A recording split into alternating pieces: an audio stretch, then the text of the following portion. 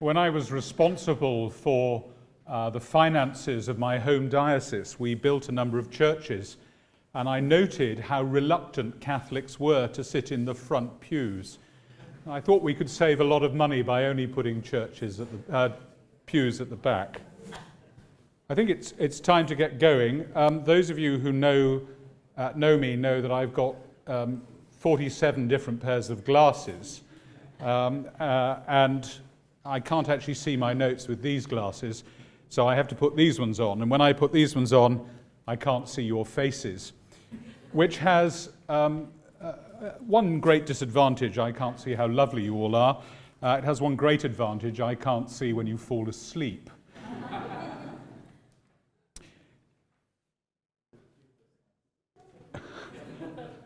Good evening and welcome to the Faculty of Religious Studies of the University of St. Joseph. This evening we're going to present the first in a series of 7 lectures taking place over the next few months to mark the centenary of the apostolic letter of Pope Benedict XV on the propagation of the faith throughout the world, called after its first 2 words in the Latin text, Maximum Illud. Over the next few months, we'll look at the significance and impact of this letter in some detail.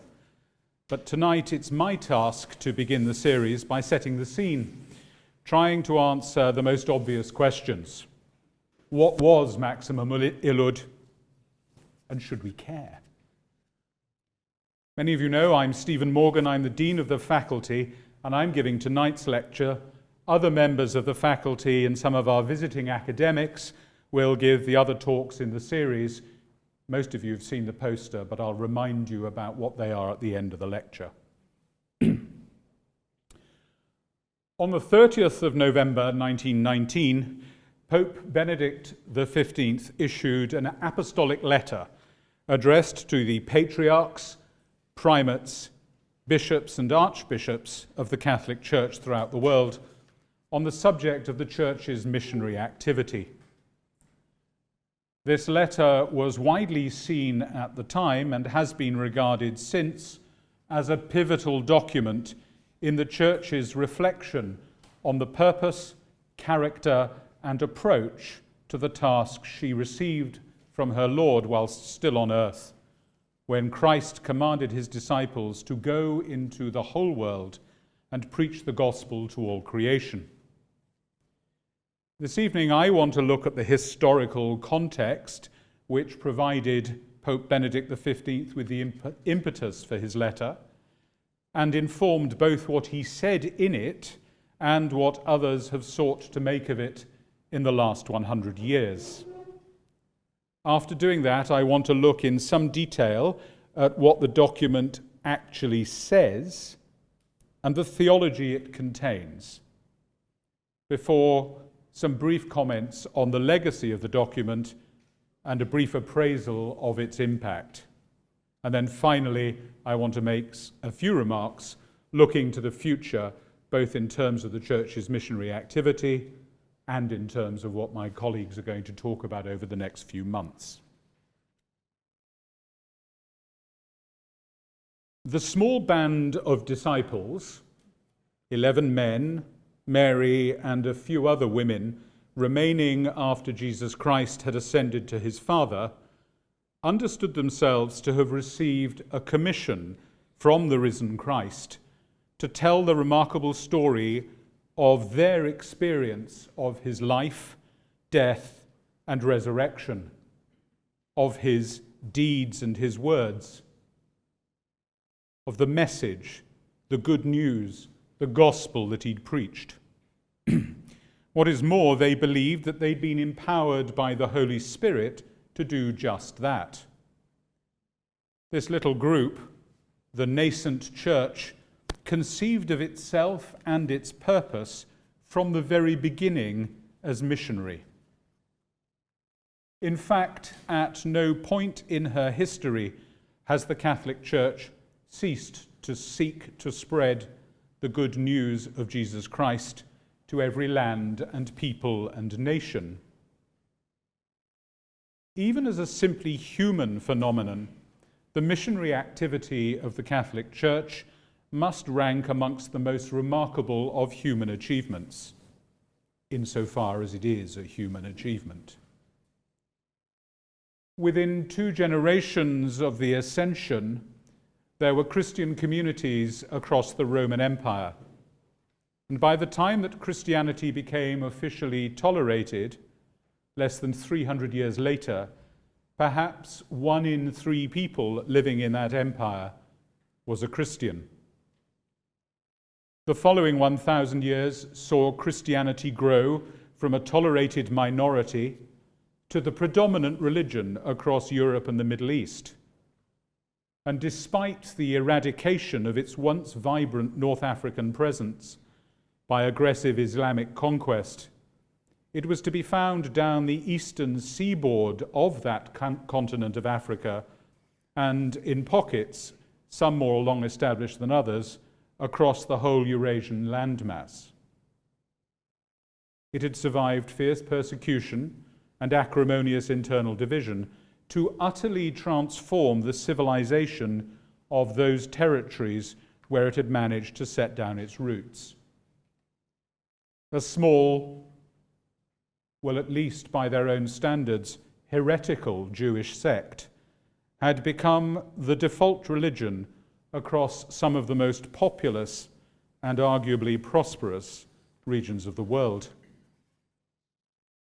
The political, economic, and technological advances in Europe in the century after the Black Death changed utterly the story of that first 1,000 years of toleration. It changed the internal dynamics of a number of the most well-established kingdoms of the West. And the following period of growing economic prosperity and political consolidation had given Europeans a taste for the finer things in life: tastier food, richer fabrics, and the need for ever greater monetary liquidity. Extended land routes created high frictional costs related to transport, banditry, and cross-border customs duties. This provided the initial impetus for the huge European adventure that marked half a millennium, the so-called Age of Discovery. Advances in ship design meant that there was, by the middle of the 15th century, a genuine, quicker and cheaper alternative to the overland existing trade routes. It was therefore entirely predictable that those places with the strongest maritime cultures, first the Republic of Venice and then Portugal, England, Britain did not then exist as a political entity, Spain, and then later France and the Netherlands, would set to sea. They'd be at the forefront of this expansion, which was at first largely commercial, but soon, as new territories previously unknown to Europeans were discovered by them, if not by the people already living there, who hardly needed to be discovered. Those territories previously unknown to Europeans became as much about political and territorial control as about trade. Commerce became colonialism. It would be good, in fact essential now, I think, if we were to step back a little from our modern presuppositions about this age of exploration and colonialization. It's fair to say that presumptions fueled by Marxist political theory and the enormously influential historiography that has flowed from it, and in many ways came to dominate late 20th century views of colonialism, that these views risk distorting almost beyond recognition the motivations of those responsible for this massive project.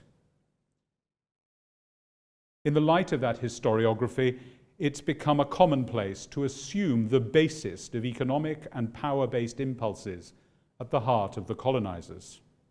Of course, we have to recognize that economic and political gain was a part of the picture, But they are by no means the whole picture, the whole story, and cannot on their own explain either the energy or the breadth of activity that accomplished European global expansion. During this era, and indeed for much of Christian history, the idea of the separation of politics and religion, of the church and the state, was alien to the idea Christians had of themselves and their society. The desire to transform society, to transform culture, to transform political structures in the light of Christian teaching, in the light of the event of Jesus Christ, was at the heart of the missionary activity of Christianity from even before that Constantinian settlement. It flowed from a belief that Christ was sovereign, and that it was the duty of all, from emperors and kings to the lowest of the low, to be subject to his rule. We know well the disputes about the relationship of secular and religious, especially papal, power in the medieval period, and the differing settlements to those disputes across different parts of Europe. What is not in doubt is that the notion of Christendom became more and more significant, and that it was indeed a significant motivating factor in both the range and character of all enterprises of medieval Europe, including the colonial enterprise. In Spain and Portugal, this took a particular form, following the settlements of their disputes in Latin America by Alexander VI Borgia's bull of 1493, Inter Caetera, and the Treaty of Tordesillas the following year. Papal sanction for Portuguese and Spanish colonial expansion within defined geographic limits was given on the condition that they undertook specifically to spread the Catholic faith in those colonies. In response to the initial fervour with which they turned their hand to this task, Pope Clement VIII conceded unique powers to the kings of Portugal and Spain, whereby they were given de facto authority over both the government and the church in their respective mission territories. This system, padroado in Portuguese, padrão in Spanish, led to a close identification between narrowly national political and commercial interests and missionary activity. This de facto Erastian submission of church to state echoed in the character of the twin political and religious understanding underpinning colonial expansion of the other major player in the field, Protestant England. The close identification of national interest, whether defined in Lisbon, London, or Madrid, with missionary activity, was a distinctly mixed blessing. To be Christian in missionary territories meant, more or less, becoming politically and culturally Portuguese or Spanish or English. And in some ways, the success of the missions depended upon both the readiness of indigenous societies to accommodate these specifically Western European takes on Christianity. We should note that the Holy See quickly realized the dangers of this arrangement, and in an attempt to wrest back at least some of the control from the kings of Spain and Portugal, Gregory XV established the Congregation of Propaganda Fide in 1622, and through the establishment by his successor, Urban VIII, of the eponymous university, to provide for the influence and the formation of missionary clergy. The congregation, by the way, under its present name, the Congregation for the Evangelization of the Peoples, whose prefect Fernando Cardinal Filoni visited us 3 weeks ago, still retains oversight of all the missionary territories of the world. He doesn't at least now have to deal with kings. A word of caution here, though, lest we see this as a purely Western European notion. The expansion of Islam in the 7th to the 15th century displayed similar characteristics of a united religious and political settlement. And Russia, the great power of Eastern Orthodox Christianity, at least after the fall of Constantinople in the face of Islamic expansion in 1453, spread its influence eastwards even to the borders of China and Japan as it built a great continental empire, and with it brought Eastern Orthodoxy of a distinctly Russian flavour. To be a Christian in the Russian Empire was to be a Russian. It's in the nature of this exploration and colonial expansion that, like riding a bicycle, one either goes forward or falls off. European empires developed as the territories under colonial rule expanded. The journey from isolated trading outposts to enormous tracts of contiguous territory under the government of distant European authority was made inevitable by the desire to protect the wealth and influence of the colonizing nation. Even after the southern portion of Britain's North American empire threw off the colonial yoke at the end of the 18th century, and Spain's Latin American colonies rebelled more or less successfully in the first half of the 19th, the era of imperial expansion, understood as both economic and political advantage, and the spread of what were understood, at least by the colonizers, as civilizing cultural practices and saving religious belief, continued unabated as the vast territories of Africa, India, Southeast Asia, and Australasia succumbed to European rule, although with distinctly mixed religious roots. India, like China and much of Southeast Asia, being largely immune to the religious aspects of this process. We must recognize that it's possible to color the growth of European empires as either black or white, when the motives of those involved were in fact rather more mixed, and the results similarly neither all good nor all bad, modern political prejudices aside. Injustices there were aplenty, and the legacy of notions of racial, cultural, and linguistic superiority can still be felt. If we must judge the motives and actions of earlier generations, however, we need a more varied palette of colours. Black and white, even shades of grey, don't serve either justice or a proper theological and cultural understanding of this history. To do so, to paint in black and white, to paint even in grayscale or even primary colours, runs the risk of both anachronism, the mistake of judging the past by the standards of the present, and a certain blindness to the faults of our own age.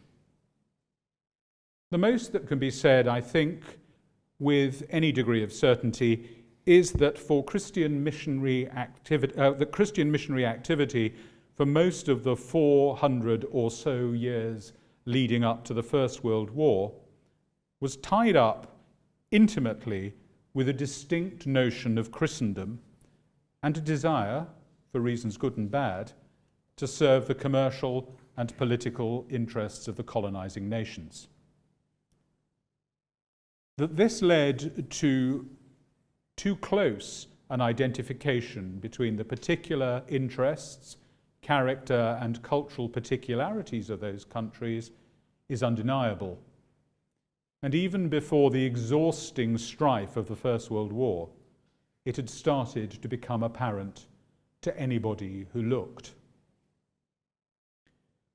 By the late 19th century, even the previously uncolonized interior of Africa experienced a wave of colonial and imperial expansion, such that by the end of the century, it was possible to travel from the mouth of the Nile in the north to the Cape of Good Hope in the south, without ever leaving territories either directly ruled by or acknowledging the overlordship of the by now British Crown.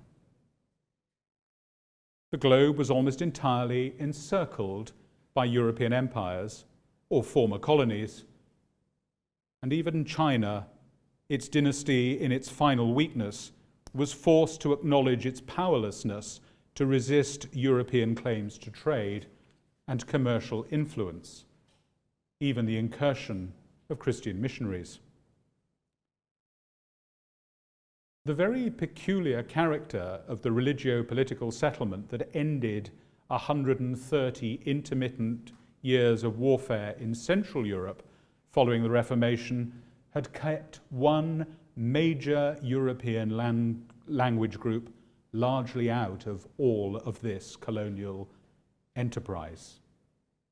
Until, in the face of industrialization and a dominant and militaristic Prussia, Germany, as we know it, emerged as a single country and emerged with ambitions to its own global empire. There were, however, few territories left. Small trading posts on the Chinese coast and unexploited territories in Southeast and Southwest Africa, unexploited because they offered, as a result of their particular geography, few commercial incentives, was about all that was left to the Germans.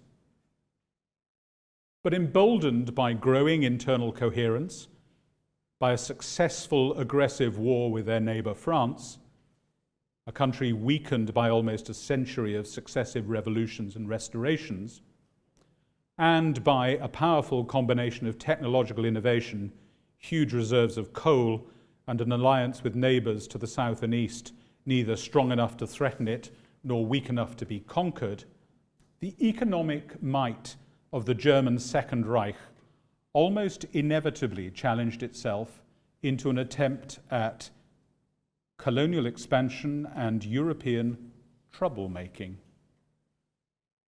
This threat posed to Britain, to France and Russia, countries bound together by treaties promising military assistance in the face of aggression, boiled over in the hot summer of 1914.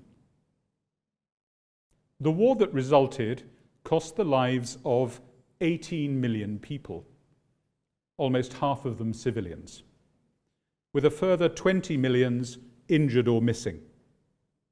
It was the first truly global conflict, and when in 1918 the Germans and their allies in Central Europe were forced to seek an armistice, such had been the cost and devastation, it was widely claimed that this had been a war to end all wars, a claim that was within a generation shown to be entirely without foundation, and for those of us 100 years later, something we might greet with a rather hollow laugh.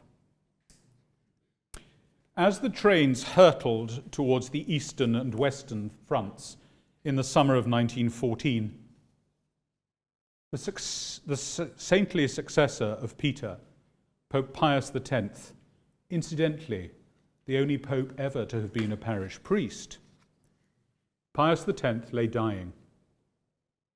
The outbreak of hostilities on the 4th of August, my birthday, my birthday's got nothing to do with the outbreak of the First World War, but I just thought I'd make sure you had it in your diaries. The outbreak of hostilities on the 4th of August, already weakened by a heart attack the previous year, Pius fell into a deep sense of melancholy and died just over 2 weeks later, on the very day that German forces marched into Brussels and the king ran away. From the moment of his election, his successor, Benedict XV, was relentless in his calls for peace.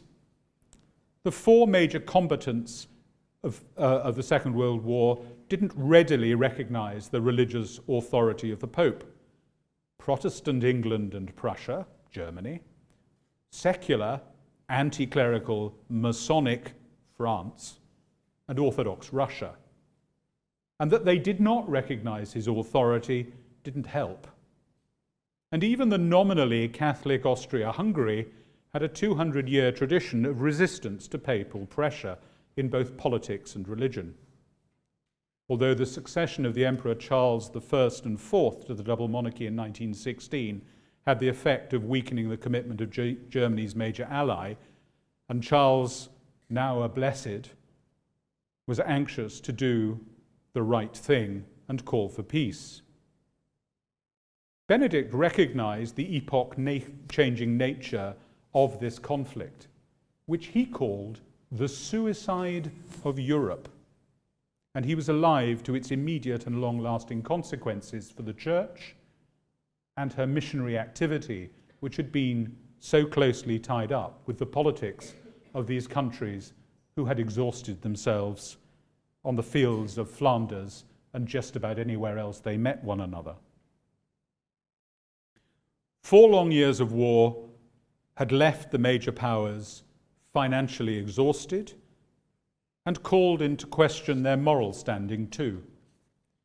These supposedly Christian nations had pursued their own self-interest at the expense of every principle that had hitherto governed military conflict between Christians. It was hard to characterize what took place in the First World War as a just war. That isn't to say that plenty of people didn't try. But for Benedict, if the Church's missionary activity wasn't to be stained by this moral bankruptcy of national self-interest, it was necessary to set out the perennial teaching of the Church concerning her mission to the peoples of the world in a manner that made clear once and for all that the command of the Lord to spread the good news of salvation could never be subordinated to the temporal interests of the nation state. As an aside, by the way, it's common to give the dates of the First World War as from 1914 to 1918. Although the treaty ending most of the fighting didn't come until the following year, and some of the peripheral conflicts carried on well into 1921. In truth, the settlement of the Treaty of Versailles was so punitive that it's widely recognized as having been a major cause of the outbreak of the Second World War in 1939. But even the end of this conflict can be too conveniently tied to events in 1945, when in truth the war in Korea was a direct continuation of some of the conflicts of 39 to 45. And as we know, the state of war between North and South Korea still awaits a formal treaty ending it. If the First World War was the war to end all wars, perhaps it was because it was a war that ushered in a continued century of armed conflict. It was perhaps the war that never quite ended. But to return to Giacomo della Chiesa, Benedict XV. As the mud dried and the dust settled across the battlefields, the Pope, who had been tireless in his call for peace, put pen to paper. First, in an encyclical, Quod Iam Diu, of only 500 words, in which he both invited and commanded Catholics to spare no effort in working for lasting peace. And to the delegates of the Peace Conference, he issued a call to negotiate a peace that was based on justice. He implored the whole Catholic world to an effort of prayer. And then, in an apostolic letter, he set out the conditions under which the Church could pick up the banner of missionary activity once again. Now, and definitively, a project of the Church, a truly ecclesial project, and not one tied to the narrow interests of this kingdom or that republic. Not owing loyalty to, nor taking a specific form from this nation or that culture, but to and from the universal and unique missionary criterion of Jesus Christ and the salvation he accomplishes. I should, I think, say now something about language, since the world and the Church's documents, 100 years on from Maximum Illud, that apostolic letter, have adopted different standards from those employed by Benedict XV. The first thing to say is that, as I've already noted, with reference to Benedict's Quod Iam Diu, papal documents used to be examples of brevity, even of terseness. Modern papal encyclicals and other documents are, quite frankly, prolix, verbose. It's a trend that began at the Second Vatican Council, whose documents occupy more pages in the standard editions than the combined documents of the previous 20 ecumenical councils put together. And those of us who grew up under the papacy of Pope John Paul II thought, I think, that this trend had reached its summit, particularly when he was succeeded by a pope who was capable of combining profound theological reflection with a certain welcome conciseness. Our beloved Holy Father Pope Francis appears to be, however, a return to the post-conciliar trend. Whatever other positives one might want to draw from his already extensive oeuvre, it's clear that he rarely says in 500 words what might be said in 5,000. If in looking at Maximum Illud you're expecting a lengthy disquisition setting out the entire socio-political and theological context for what the Pope wants to say, then Benedict XV is going to disappoint you. The document is just over 7,300 words in English, about 12 pages, and only 4,300 in the original and definitive Latin. You might compare that with the 46,500 words of Pope Francis's Evangelii Gaudium, and that's not counting the 217 footnotes. Maximum Illud has 14, and we're not even sure that they're real footnotes. They're merely references to the text in Scripture quoted in the main text. So it's short. The next thing to notice is that the vocabulary is very direct and reflects a rather less nuanced and sensitive tone of voice than that to which we've become used. For example, one is left in very little doubt that for Giacomo della Chiesa, evangelization meant proclaiming the good news of salvation in Jesus Christ with the intention that the recipient of the message should believe and be incorporated into the body of Christ, the visible bounds of which can be identified with the Catholic Church through baptism and sustained in the life of Christ through the sacraments. There is little or no allowance given in Maximum Illud for the good faith of non-Christians. And he doesn't mention non-Catholic Christians. It is as if they were not. Mission for him is the process by which proclamation is to be made. Modern notions of serving the community for the sake of serving it is absent. For Benedict, if you serve the community, if charity is your activity, it is directly at the service of conversion. And the notion of respectful dialogue doesn't get a look in. He uses expressions like pitiable sorrow at the condition of those who have not heard and yet embraced the gospel. And he refers to them as infidels with their blind and violent desires. Not expressions that we'd be likely to use too much today. This directness and a certain precision in the use of technical language makes Maximum Illud ring strangely in modern ears. If the documents of the magisterium are to be accepted as evidence, we're much more at ease today with less direct, less precise turns of phrase, seemingly preferring illustrative language to the prescriptive, exhortatory, and encouraging examples. Circumlocution we like, rather than full frontal assault. I make no apology for the length of this scene setting. It's impossible to understand the meaning and significance of a document and what it says if one does not have a secure hold on the historical context from which it emerged. Of necessity, the foregoing account of the history of the missions is painted with a very broad brush. Many nuances and details completely and consciously omitted.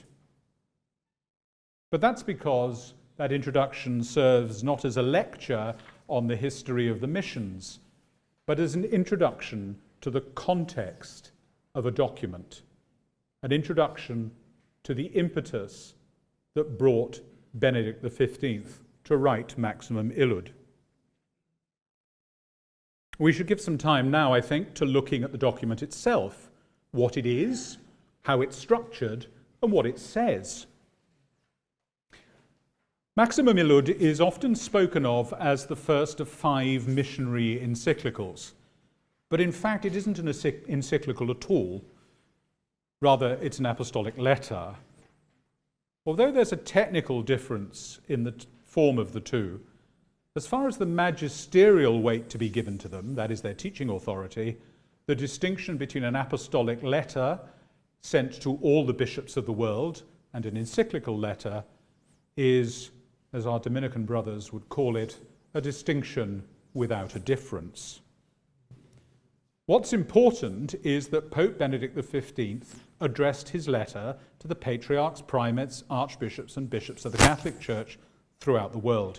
And so it falls to be considered to be part of the papal teaching in fulfillment of the Lord's command to Peter to confirm his faith, to confirm his brethren in the faith.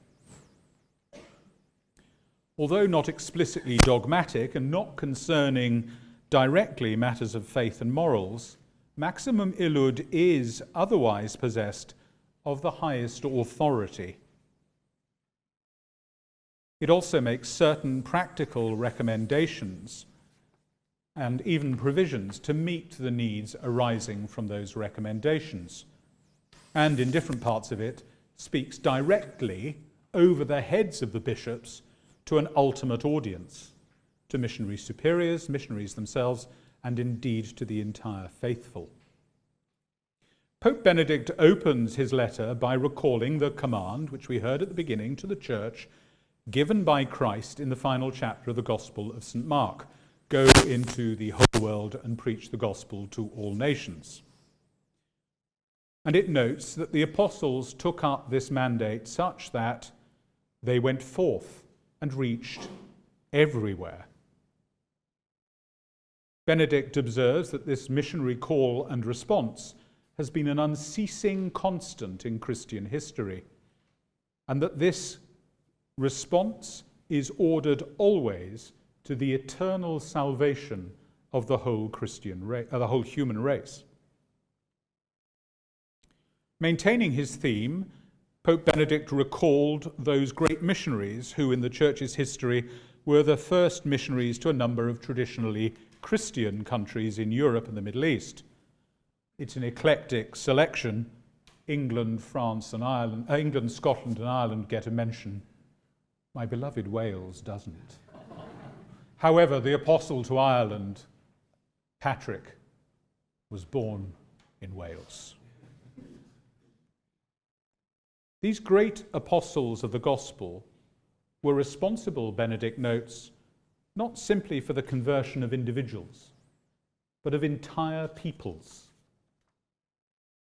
Continuing his historical survey, admittedly, and you'll be glad to hear, much shorter than mine, Pope Benedict records the first missions to the Mongols and to China, not omitting to note that the initial successes didn't survive in the face of persecution.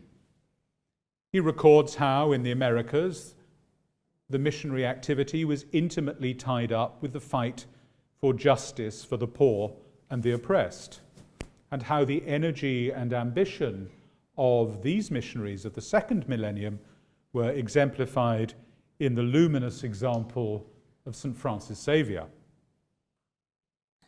Bringing his remarks right up to date, well, right up to 1919, Benedict talks about the missions in Africa and Oceania and concludes with proper gratitude and pride by observing that anyone who studies the facts of this great saga cannot help being profoundly impressed by them, by all the stupendous hardships our missionaries have undergone in extending the faith, the magnificent devotion they've shown, and the overwhelming examples of intrepid endurance they have afforded us.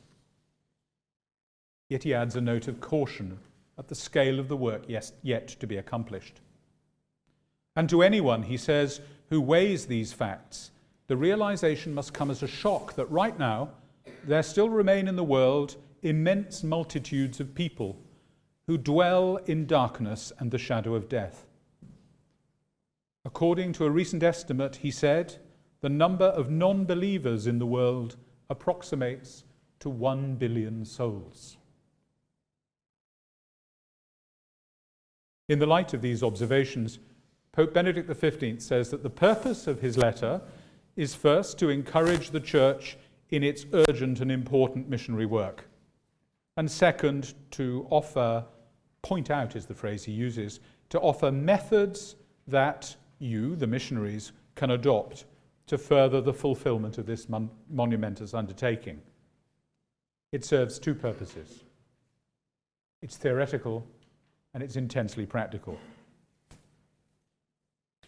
Benedict then speaks over the head of the bishops to address the superiors of the missions, that is, of the missionary territories and congregations, and reminds them that they ought themselves to be the soul of the mission in their care, and should use every means they can to encourage and stimulate missionary activity. He sets for them a high bar. They're to be alert, efficient, filled with charity, deeply interested in everyone and everything, and to be models of pastoral concern for all. For Benedict, the success of each and every mission depends upon the personal commitment, missionary zeal, and organizational capacity of these very individuals, these missionary superiors. They are critical to the mission. Above all else, the personal concern of everyone charged with the responsibility for missionary activity, but specifically, perforce, for the superiors of missionary territories and congregations, their primary concern, to which every other activity must be ordered, is, he says, and I quote, the eternal salvation of every person living there. He scolds them for resting on their laurels when they've converted a few thousand people, when there are millions yet to be converted. And this will only be achieved, this conversion of whole peoples, he argues, by energy, organization, and a spirit of charity that makes for the widest collaboration. But he warns that even if one is working tirelessly and single-mindedly for the glory of God and the salvation of souls, even this can be imperiled by a certain possessiveness. To be truly effective, he says, it's important not to treat the mission territory and the missionary activities in it as if it was a personal fiefdom. It is rather something entrusted to the individual, who is always to remember that it is the Lord's vineyard. Here, Pope Benedict sounds his first warning about the close identification of the national interest of individuals and that of their own missions, and is clearly alive to the fact that religious orders can be remarkably resistant to the idea that they might work with members of other religious orders. For these missionary endeavours to succeed, the Pope pointed out that the recruitment and formation of local clergy, members of the races and peoples to whom the missions were directed, offer the greatest hope for the new churches. This is where, to use an American expression, the rubber hits the road in Maximum Illud. Benedict writes, "For the local priest, one with his people by birth, by nature, by his sympathies and his aspirations, is remarkably effective in appealing to their mentality and thus attracting them to the faith. Far better than anyone else, he knows the kind of argument they will listen to, and as a result, he often has easy access to places where a foreign priest would not be tolerated." And Benedict makes it clear that in their training and deployment, these local missionaries were not to be seen or treated in any way as second-class citizens. As he put it, on the contrary, they must take up God's work as equals, so that someday they will be able to enter upon the spiritual leadership of their peoples. The church was, in Papa della Chiesa's mind, not an intruder in any country, nor, he said, is she alien to any people.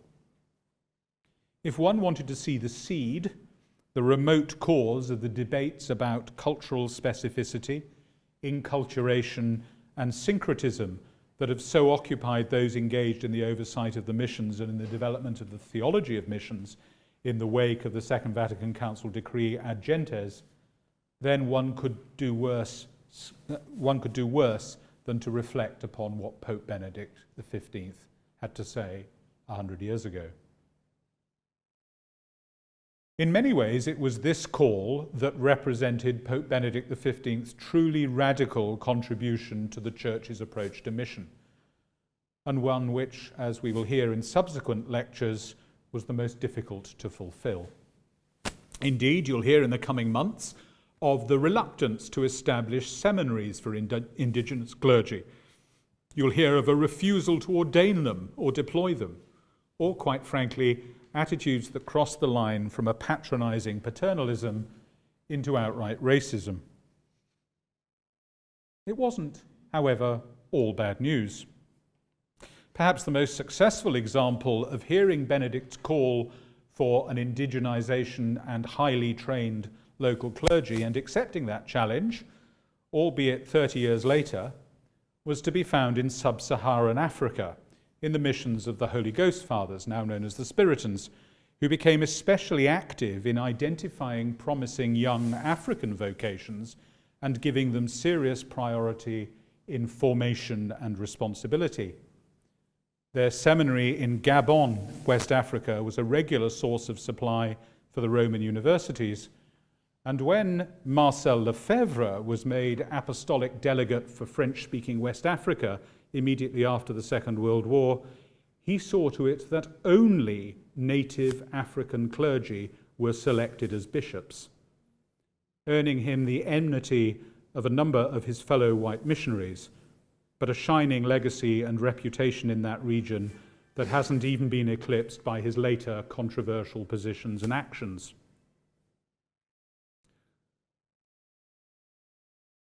Benedict XV then moves his attention to and addresses the missionaries themselves. Having spoken to the bishops and their superiors, he now speaks to the missionaries.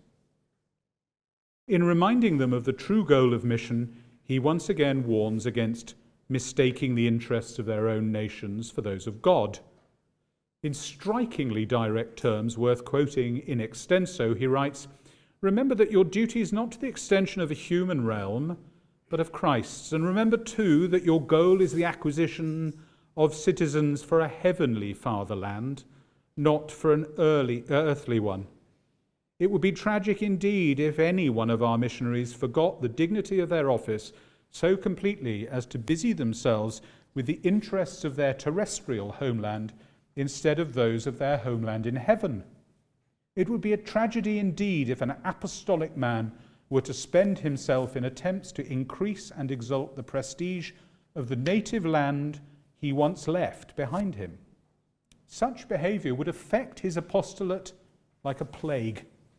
It would destroy him, the representative of the gospel, the sinews of his love for souls, and it would destroy his reputation with the populace. For no matter how wild and barbarous a people, he must have been to Wales, for no matter how wild and barbarous a people, they are well aware of what the missionary is doing in their country and what he wants from them or for them. They will be subject to him in their own way. They will subject him in their own way to a very searching investigation. And if he has any other object in view than their spiritual good, they'll find out about it. Suppose it becomes clear that he's involved in worldly schemes of some kind, and that instead of devoting himself exclusively to the work of the apostolate, he's serving the interests of his homeland as well. The people immediately will suspect everything he does. And in addition, such a situation could easily give rise to the conviction that the Christian religion is the national religion of some foreign people, and that anyone converted to it is abandoning his loyalty to his own people and submitting to the pretensions and domination of a foreign power. Sound familiar? He goes on, we've been deeply saddened by some recent accounts of missionary life, accounts that displayed more zeal for the profit of some particular nation than for the growth of the kingdom of God. We've been astonished at the indifference of their authors to the amount of hostility these works stir up in the minds of believers. This is not the way of the Christian missionary, not if he's worthy of the name. No, the true missionary is always aware that he is not working as an agent of his country, but as an ambassador of Christ. And his conduct is such that it is perfectly obvious to anyone watching him that he represents a faith that is alien to no nation on earth, since it embraces all men who worship God in spirit and in truth, a faith in which there is no Gentile, no Jew, no circumcised, no uncircumcised, no barbarian, no Scythian, no slave, no free man. But Christ is everything in each of us. Popes scarcely ever speak more directly. In the remaining paragraphs addressed to the missionaries, he encourages them to work selflessly and to keep in mind that it's the glory of God that the missionary himself seeks, not personal profit. He reminds them that their training has to be thorough, even to the level of asserting the absolute requirement that missionaries acquire a true proficiency, a fluency in the languages of the people to whom they take the gospel, in order that real trust can be established and the truths of the faith can be communicated completely and convincingly. And it's fair to say that this has been taken more or less seriously, although the fact that a Welshman is giving a lecture in a former Portuguese-administered territory in China in the medium of English suggests that there still may be some way to go. I did think of writing this in Welsh. Important as these attributes are, Pope Benedict XV places one attribute above all others. It's an attribute that he calls indispensable and of the most critical importance: holiness. Without this sanctity of life, he says, all the proficiency and training, all the other skills and characteristics will be as naught. Hear this. Give the missionary, he says, if you will, every imaginable talent of mind and intellect. Endow him with the most extensive learning and the most brilliant culture. Unless these qualities are accompanied by moral integrity, they will be of little or no value in the apostolate. On the contrary, they can be the cause of disaster, both to the missionary himself and to others. The model is, of course, the Lord.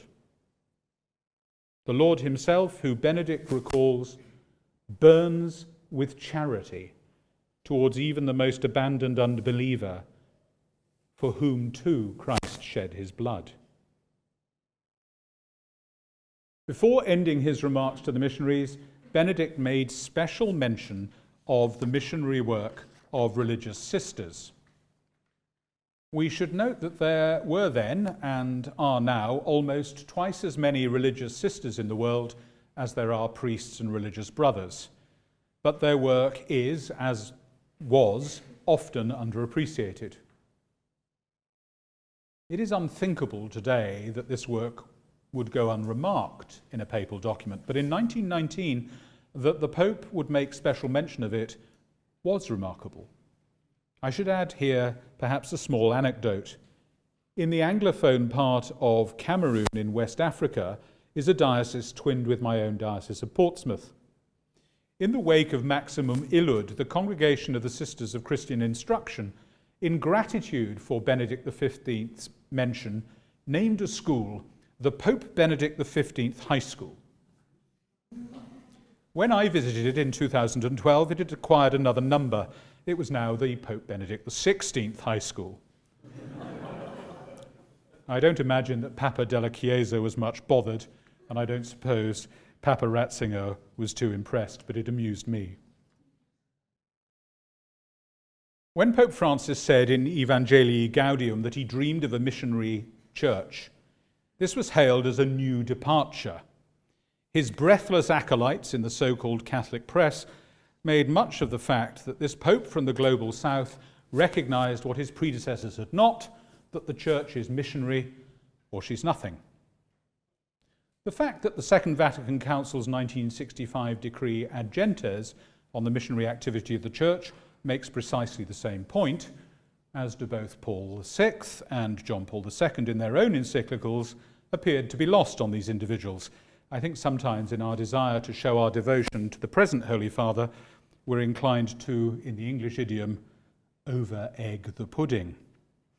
We've already seen that Benedict XV made exactly this point, that the church is either missionary or she is nothing, at the beginning of Maximum Illud. And in the last section of the letter, he gives practical ways in which all the faithful can participate in this constitutive mission.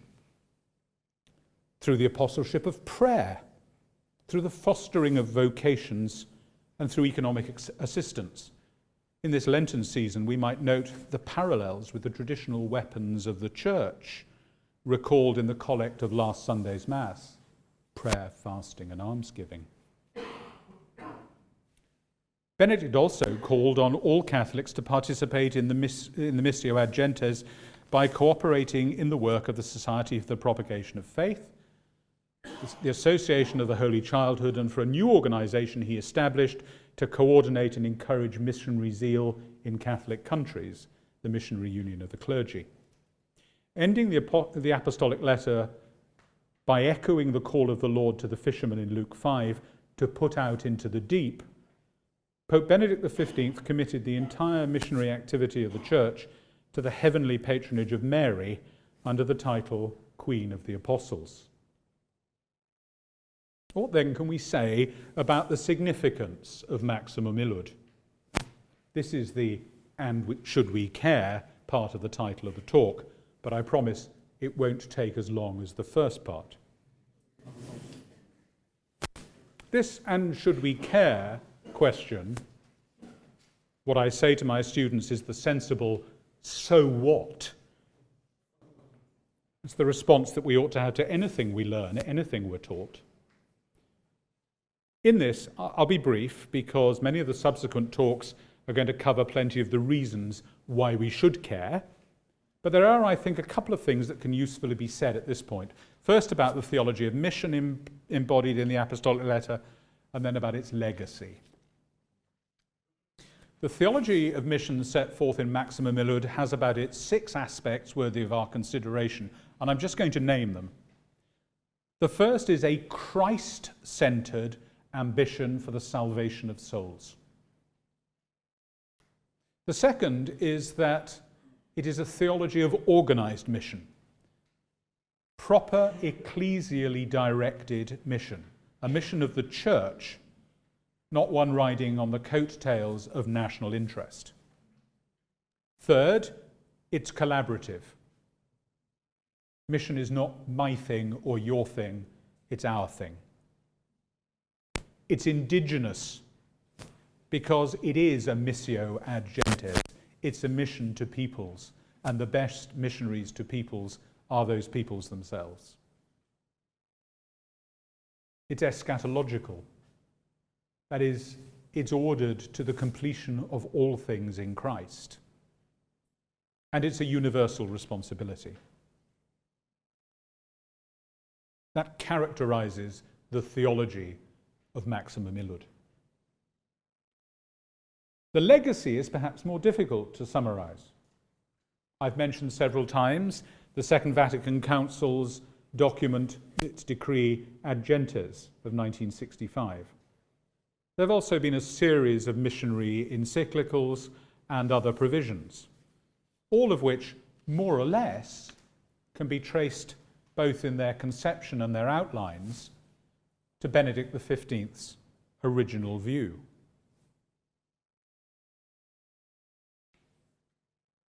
How's it going? How's this Missio Ad Gentes going? How's this missionary activity going? Now, statistical evidence is often not terribly helpful, but it does at least give us some sort of context. We noted that Benedict was aware that maybe 1 billion people had not heard the gospel in 1919. In 1900, the world's population was 1.5 billion, and the Catholic population of the world was 266 million, give or take. 17.8% of the world's population. In 2015, the world's population was 7 billion, and the Catholic population, more or less, 1.2 billion. Who's good at maths? 17.1%. Doesn't look like we're doing too well. This missionary century may have made a very large number of people Christian, but it hasn't kept up with the very large number of people that God has made. It's a mixed picture. Massive growth in Africa and Asia, steep decline in Europe and the Americas. In Africa, there were only 2 million Catholics in 1900, 1.7% of the population. In 2015, that had risen to just under 200 million, or 15.6% of the population. The growth in Asia has been somewhat similar, even though some territories, notably India and China, have, for all kinds of reasons, socio-political, cultural, religious, and the like, been difficult missionary nuts to crack, as some of you know a great deal better than I do. In Europe, falling birth rates and practice rates have meant that the church is in steep decline. Practice rates in Europe are highest in Poland. About 65% of Catholics go to Mass in Poland every week. And lowest in Belgium, where only 1 Catholic in 20 goes to Mass weekly, and scarcely 1 in 10 more than a couple of times a year. Think of this. In most of Northern Europe, only 2% of Catholics under the age of 30 go to Mass more than once a month.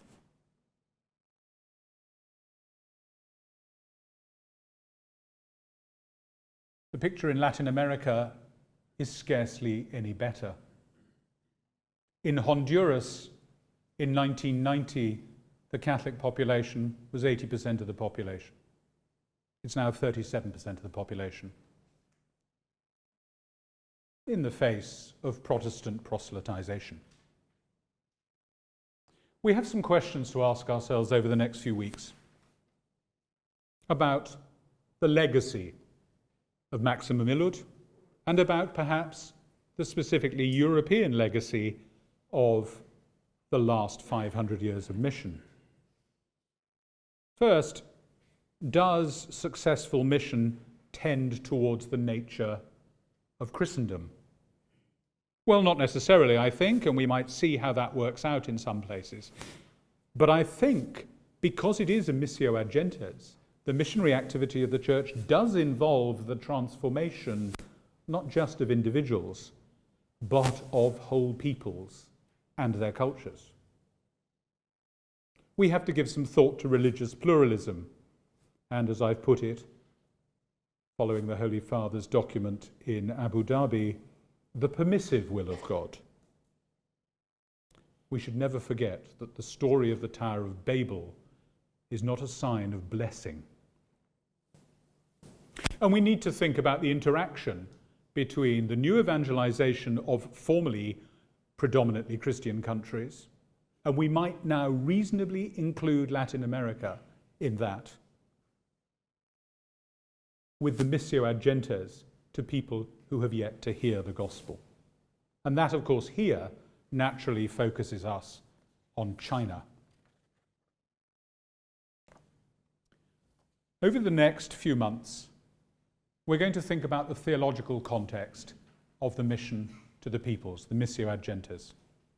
Next month, Professor Arnold Manera is going to talk to us about specifically the call in the Gospel of St. Matthew, remembering always that sacred scripture is to be the soul of our theology as much in our consideration of missionary activity as anything else. Returning from Portugal at the beginning of May, Professor Eleuterio is going to talk to us about the missions and the Catholicity of the Church. Father Edmund Day is going to talk to us about dialogue and proclamation in the context of the three teachings of China, as we start to focus a little bit on some particularities, but keeping it still at a theological and a philosophical level. And then in the final three lectures, we're going to look at some concrete examples. We're going to look, in a lecture given by Professor Gassner, at the challenge of forming missionary clergy, the resistance to the very idea of forming indigenous clergy. Father Cyril Law is going to talk to us about the process of the resisting of enculturation of Christianity in China. And finally, the rector is going to talk to us, the rector of the university, Father Peter Stilwell, is going to talk to us about the place of Catholic education in the missio ad gentes, and specifically the role of a Catholic university. In the posters, I promised you a Chinese translation of what I had said and what everybody said immediately afterwards. Since I actually only finished this lecture at about 25 to 8, you'll have to come next month, but there will, I promise, for those of you who will benefit from it, be Chinese text available. I've gone on far too long. You might have questions, you might just want to run away, but thank you very much for listening.